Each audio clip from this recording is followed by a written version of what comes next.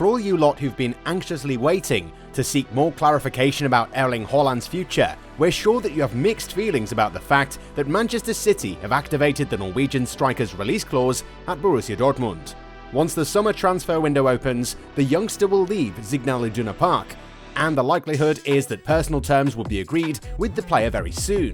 Manchester City also confirmed things from their end through their digital assets. In the last few weeks, the striker was hotly linked with a move to the Ettihad. However, Pep Guardiola always stayed coy about the links and preferred not to be open about it. But most of us knew that the move would be inevitable. A lot of clubs were after the player's signature. Real Madrid, Barcelona, Bayern Munich, Paris Saint-Germain, and Manchester United were all hopeful that they might be able to sign a player whose release clause was never seen as a major obstacle. However, the bigger issue was paying commissions to the player's father of Erling Haaland and his late agent Mino Raiola.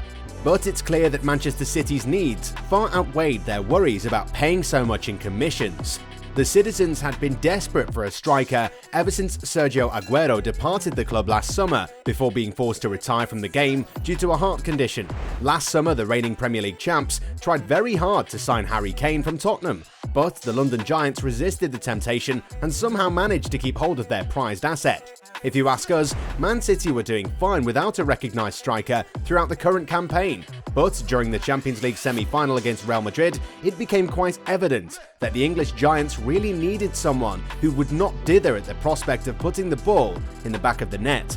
Scoring goals hasn't been a problem for the citizens. They've done so quite freely this season, but at the same time, this is a team that also tends to miss gilt-edged chances, and it was very clear for all to see during the first leg against the Spanish Giants. City had loads of chances to put the leg beyond doubt, but managed just 4. Real Madrid punished them for their profligacy.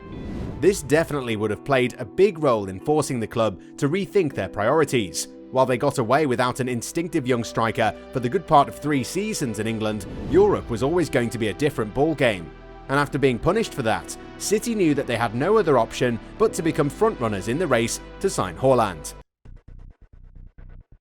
The least we can say is that this transaction will line the pockets of the Haaland clan. Marca initially indicated that Dortmund will receive the player's €75 million release clause. For his part, Haaland will receive an astronomical salary in the Premier League, namely around €30 million each season. That has never happened before.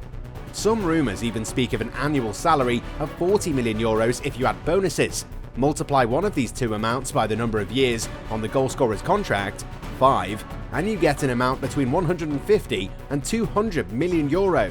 But that's not it. The player's father is going to be handsomely reimbursed, since a cheque of €30 million is already waiting for him. Finally, the late Mino Raiola's agency will not be forgotten, and they will receive no less than €50 million.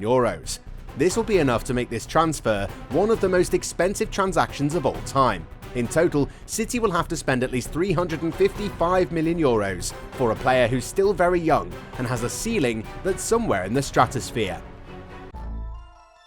To join the reigning English champions, Erling Braut Haaland was convinced by the seriousness of the project led by Pep Guardiola since 2016. Wanting to become the great striker who succeeds Sergio Aguero and offer the holy European grail to the Sky Blues, the Norwegian agreed to turn another page on his career. For this, Manchester City did not skimp on the means by paying the release clause of the player, which amounts to €75 million, but also by offering juicy bonuses to the signing of a contract which will be valid until June 2027. Haaland has already passed his medical in Brussels, and even Pep has confirmed the move without saying too much.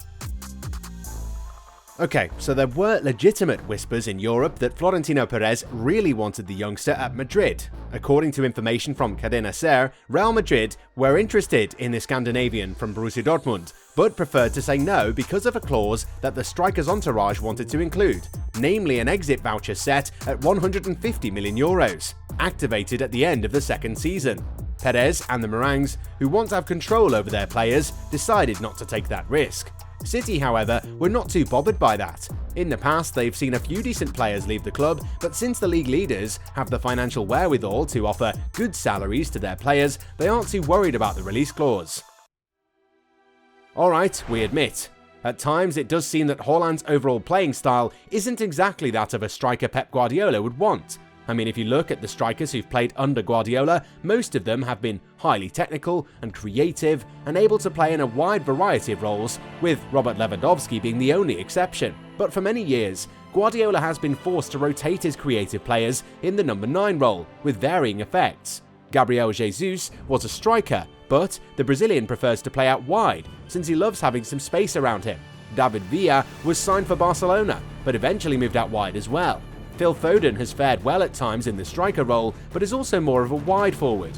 Even Bernardo Silva has been put in that position. And how can we forget Kevin De Bruyne's position in last year's Champions League final? For the citizens, spaces can be found elsewhere.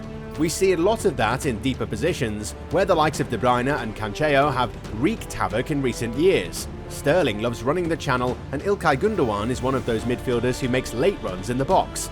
Therefore, we can say that the role of a striker who plays for Guardiola is more of a decoy, where patience is a virtue. Initially, Agüero struggled to understand the change of requirements. Before Guardiola arrived at the club, the Argentine was averaging 50 touches per 90 minutes.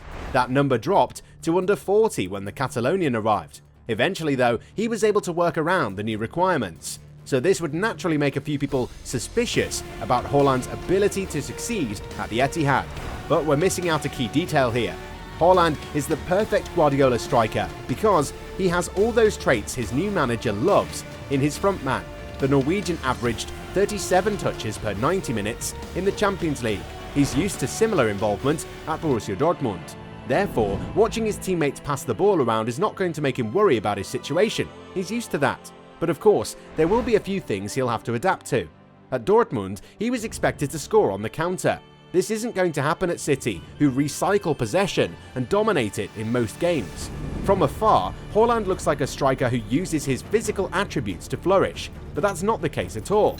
The youngster has sound technique, due to which he can finish in tight spaces. Haaland only needs a moment to come to life, and that's exactly the attribute City have been missing for a number of years. A striker who doesn't need a lot of touches to find his rhythm is what Haaland is, and City are about to get themselves a striker who will score a lot of goals. At the same time, Haaland is young, has a lot of room for improvement, and clearly looks like a player who wants to learn. Under Guardiola, he will go through a lot of processes to become a player his manager can rely on, and we're certain that eventually he will become that player. Of course, Haaland's arrival means that City should expect to fare much better in Europe next season. They've disappointed in the competition's latter stages, but with Haaland on board, they and their manager will have no more excuses.